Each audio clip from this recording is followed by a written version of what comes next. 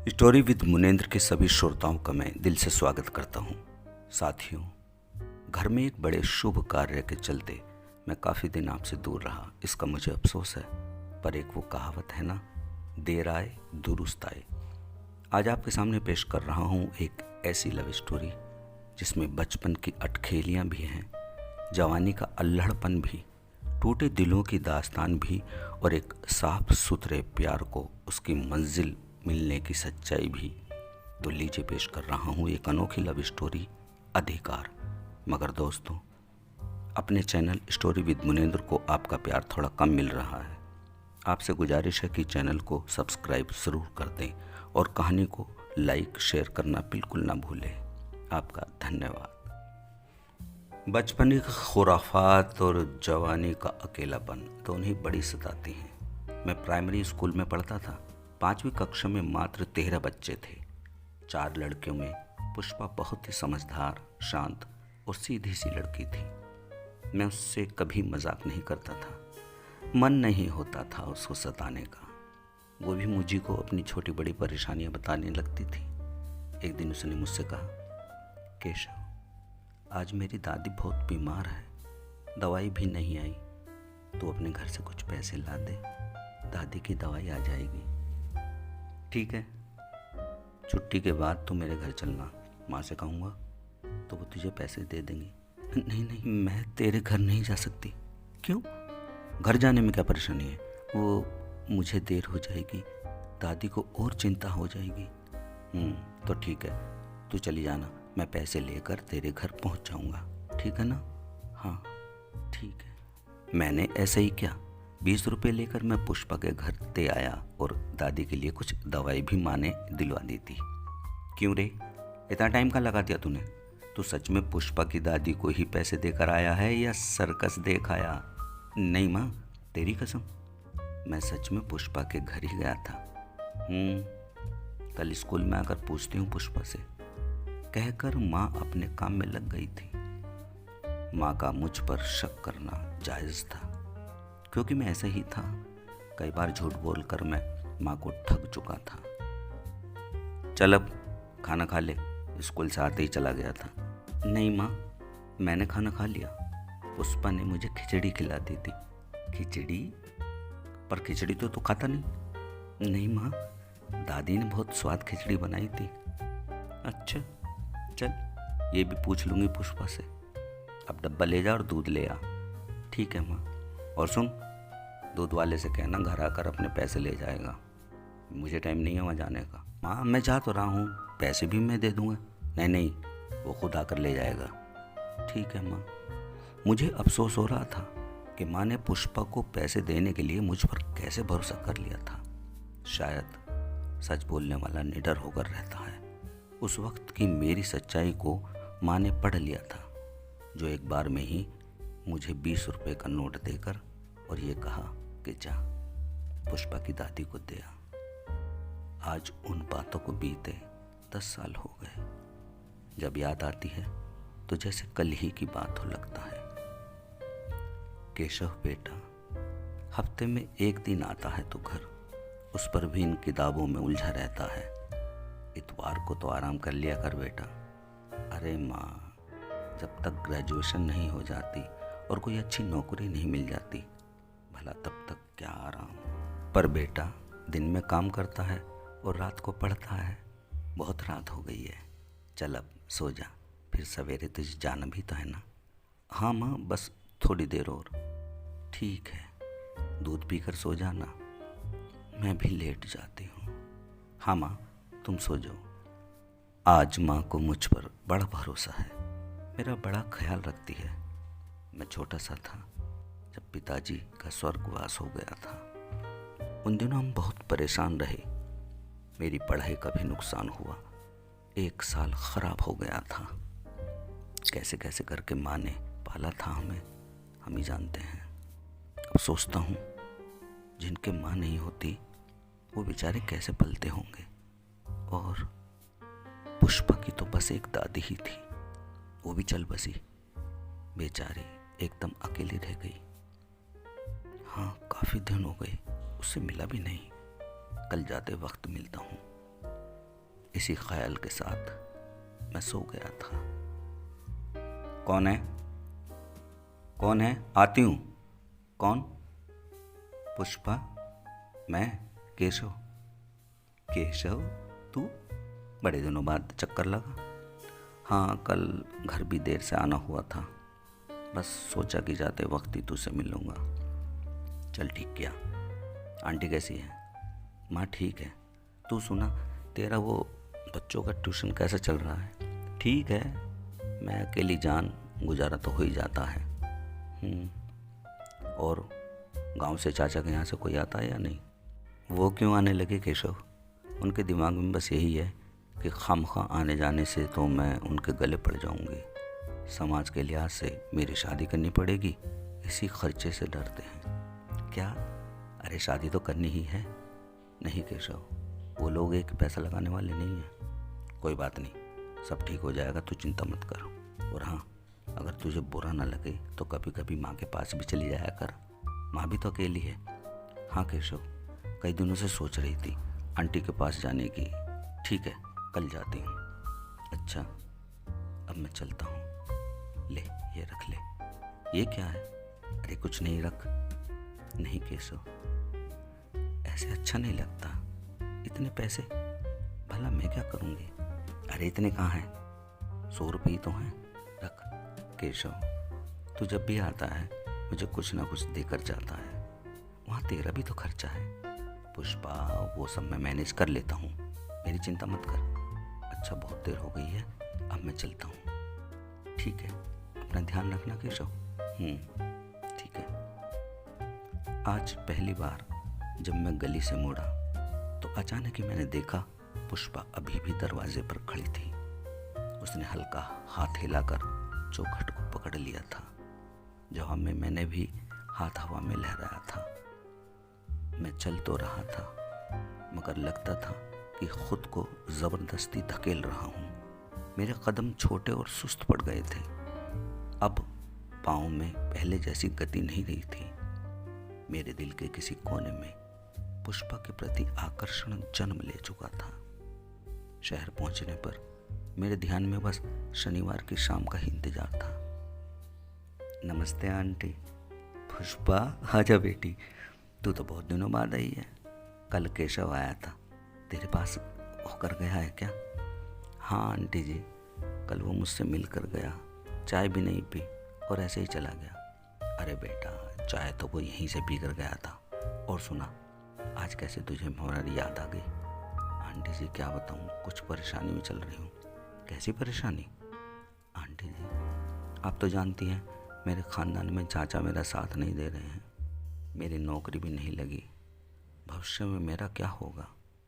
लड़की हूँ, ये दुनिया वैसे ही बात बना लेती है।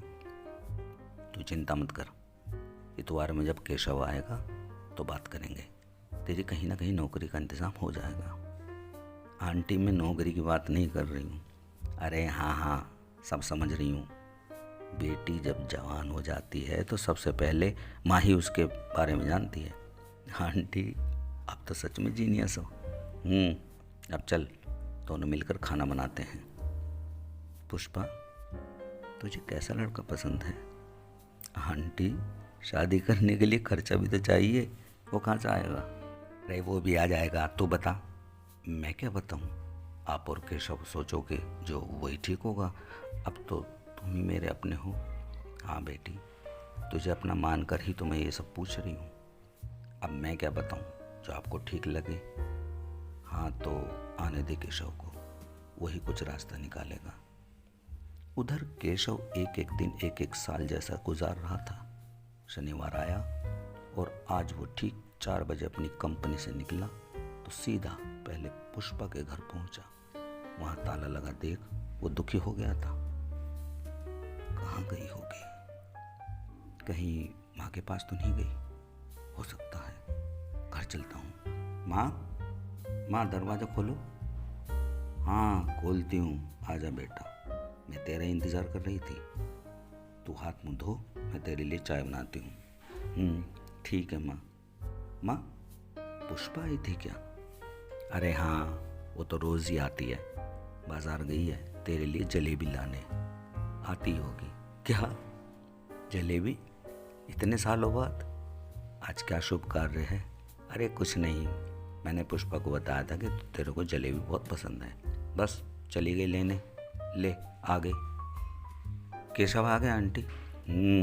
मैं तो आ गया, तेरे घर का ताला लगा था। मुझे क्या पता था, मैं तो आंटी के पास आ गई तब पता चला कि तू आने वाला है। केशव के मन का कुछ अलग ही माहौल था। उसने अपने दिल की बात माँ से कह दी थी। हिचकिचाते हुए माँ ने पुष्पा से केशव के दिल की कह डाली थी, बेटी अगर तुझे ये रिश्ता पसंद नहीं है तो बता देना। मगर आंटी, केशव को मैंने इस नज़र से कभी नहीं देखा और वो मुझे पसंद करता है ऐसा कुछ मुझे नज़र नहीं आया। बेटी, मेरा केशव बड़ा भोला है, उसका दिल साफ है। मैं न जाने कब से इस दिन का इंतज़ार कर रही थी। उससे कोई ज़बरदस्ती नहीं कर रही हूँ, पर मैं केशव को क्या जवाब दूँ, तो खुद ही उसे बता देना। आंटी, मैं चाहती थी केशव मेरा साथ दे। मैं इस घर से दुल्हन के रूप में विदा हूँ, तुम मेरी माँ बनो। हाँ मेरी बच्ची, जैसा तू चाहेगी वही होगा। अब मैं घर चलती हूँ, शाम हो गई है माँ। और पुष्पा अपने घर चली गई। माँ ने केशव को सारी बात बताई। केशव ने अपने दिल पर पत्थर रखकर पुष्पा के फैसले को मान लिया था। उसने बहुत सोचा, फिर नॉर्मल हो गया था। सुबह उठकर केशव पहले की तरह खुश नहीं था। आज वो पढ़ भी नहीं रहा था। माँ उसकी सूरत पर लिखे एक एक हर्फ को पढ़ रही थी। माँ भी दुखी थी। केशव शाम को टूटे दिल के साथ विदा लेकर घर से निकल गया। मगर जब वो अगले इतवार पुष्पा के घर पहुंचा तो पुष्पा, अरे ओ पुष्पा, कहाँ गई मेंढकी? कौन? केशव? कहाँ थी तू? मैं कब का आवाज़ लगा रहा हूँ। हाँ मैंने सुन लिया था। और क्या कहा था मुझे? मेंढकी? तो तू कौन है? मेंढक? नहीं, मैं कुछ भी नहीं। अरे तू ये सब छोड़, जल्दी से तैयार हो जा, घर चल मेरे साथ। अरे चलती हूँ, पर बात क्या है वहीं चलकर बताऊँगा। हाँ चलती हूँ। माँ, अरे केशव, तुम दोनों कहाँ से आ रहे हो? माँ, मैं पुष्पा के घर से आ रहा हूँ, इसे भी साथ ले आया। ठीक किया, जब से तू गया ये एक बार भी नहीं आई। आंटी, मुझे बुखार हो गया था, अब ठीक हुई हूँ। केशव ने बातों बातों में अपनी जेब से एक फ़ोटो निकालकर माँ के हाथ में दे दी थी। ये ले माँ, पुष्पा को दिखा दे, ये लड़का अगर उसे पसंद आए तो बता देगी, तब तक मैं नहा कर आता हूँ। ले बेटी, देख ले। मैं क्या देखूँ? आपको जो ठीक लगे। तो तुझे ये पसंद है या नहीं? पुष्पा ने संकुचित सी गर्दन हाँ में हिला दी थी। माँ ने काफ़ी बातें की। तब तक केशव भी नहाकर आ गया था। क्या हुआ, मेंढकी को लड़का पसंद आया? हाँ केशव, इसे लड़का पसंद है। तू बताइए काम क्या करता है, कहाँ का है, घर में कौन कौन है? माँ, मैंने सब देख लिया है, बढ़िया ख़ानदान है, उसे मैंने सब बता दिया। उसके घर वाले शादी करने के लिए तैयार हैं, उनकी कोई मांग भी नहीं है। इसका नाम रवि है, मेरी पहचान का है। माँ और पुष्पा केशव को बोलता देख अपने दिल में उसको समझने की कोशिश करने लगे। अचानक केशव में आए बदलाव को देखकर पुष्पा का मन बेचैन सा हो गया था। उसके मन में न जाने कैसे कैसे विचार आते जा रहे थे। क्या मैं केशव के साथ अन्याय कर रही हूँ? इसने बचपन से अब तक मुझे कभी कोई दुख नहीं दिया, हमेशा मेरी मदद की, मेरी किसी बात को नहीं टाला, और आज एक ही पल में मैंने उसका दिल तोड़ दिया। पुष्पा खुद को कोस रही थी। वाह, कहाँ खो गई? क्या सोच रही है? अब तू सोचना बंद कर, जल्दी से मेरे लिए चाय बना ला, बहुत देर हो गई है, मुझे अभी लड़के वालों के यहाँ भी पहुँच जाना है, बात पक्की करके आनी है। इतनी जल्दी क्या है, बात तो बाद में भी पक्की हो जाएगी। हाँ तो ये कहने के लिए भी तो मुझे जाना ही पड़ेगा ना वहाँ। बस मैं 2 घंटे में लौट आऊँगा, तब तक तुम और पुष्पा आपस में बातें करके पड़ोसी शंकर पंडित जी के यहाँ पर जाकर शादी का मुहूर्त निकलवा लेना, ठीक है? हाँ ठीक है बेटा। और हाँ, इसे क्या चाहिए ये भी पूछ लेना। चलता हूँ मैं। अरे चाय तो पीता जा। नहीं माँ, तुम भी लेना। बेटी, ससुराल जाकर हमें भूल तो नहीं जाएगी? आंटी, मैं कहीं नहीं जाऊंगी तुम्हें छोड़कर। बेटी, एक दिन तो विदा होकर जाती ही है। नहीं माँ, मैं कहीं नहीं जाऊंगी, कहीं नहीं। मैं पराई होना नहीं चाहती। मैं आपकी बनकर रहना चाहती हूँ, केशव की बनकर रहना चाहती हूँ। मुझसे बहुत बड़ी भूल हुई जो मैं कुछ ना बोली। माँ, मैं आपकी बहू बनकर इस घर में रहना चाहती हूँ। पुष्पा माँ के गले लगकर रो रो कर ये सब कह रही थी। सच मेरी बच्ची, तो मेरे केशव की दुल्हन बनेगी। आज मैं बहुत खुश हूँ। आने दे उसको, तो चुप रहना। पंडित जी से तेरी और केशव की बात करके आती हूँ। माँ, पुष्पा, माँ कहाँ गई? पंडित जी से मेरी शादी का मुहूर्त निकलवाने। क्या अभी आई नहीं? आ जाएगी, इतनी जल्दी क्या है? ओह, बैठो, पानी पी लो। इतने परेशान क्यों हो रहे हो? क्या? बैठो, पानी पी लो। पुष्पा, तेरी तबीयत तो ठीक है ना? क्यों? मेरी तबीयत का क्या हुआ? दूर से चलकर आए हो, थक गए होगे। माँ, देखो ना पुष्पा क्या कह रही है। इसे क्या हो गया है? जब से आया हूँ आप तुम बोलकर कह रही है। ठीक ही तो बोल रही है। तू बता क्या हुआ माँ? माँ, वहाँ बात नहीं बनी। क्यों? वो जब मैं वहाँ पहुँचा तो मुझे पता चला रवि में जुआ खेलने की लत है। वो अपने दोस्तों में बैठा हुआ जुआ खेल रहा था। मैं तो मना कराया। फिर अब कोई और लड़का देखूंगा। अच्छा हुआ टाइम पर पता चल गया, वरना मैं जिंदगी भर अपने आप को कोसता रहता। तू चिंता मत कर पुष्पा, सब ठीक हो जाएगा। पर तू इसकी इतनी चिंता क्यों कर रहा है? माँ, तू भी कमाल करती है। पुष्पा मेरी जिम्मेदारी है, मैं इसे दुखी नहीं देखना चाहता। ऐसे जुआरी और झूठे के हाथों में कैसे पुष्पा का हाथ दे दूं? पर पंडित जी तो कह रहे थे कि लड़का बहुत ही समझदार और शरीफ है। झूठ बोल रहे थे पंडित जी। नहीं केशव, माँ सच कह रही है। तू चुप कर। क्या बोली तू? माँ, आज इसकी तबीयत वास्तव में खराब है। इसे तुरंत वैद्य जी के पास लेकर जाओ। अरे पगले, अब भी नहीं समझा? मैंने उस लड़के के नहीं, तेरे और पुष्पा के बारे में पंडित जी से बात की है। पुष्पा ने इस रिश्ते के लिए हाँ कह दी है। कौन सा रिश्ता माँ? तेरा और पुष्पा का रिश्ता। सच माँ? तू मजाक तो नहीं कर रही है? नहीं रे, देख वो शर्मा कर अंदर भाग गई। जा उसे बाहर लेके आ, मैं कुछ लाती हूँ तुम दोनों का मुंह मीठा करने के लिए। पुष्पा, क्या ये सच है?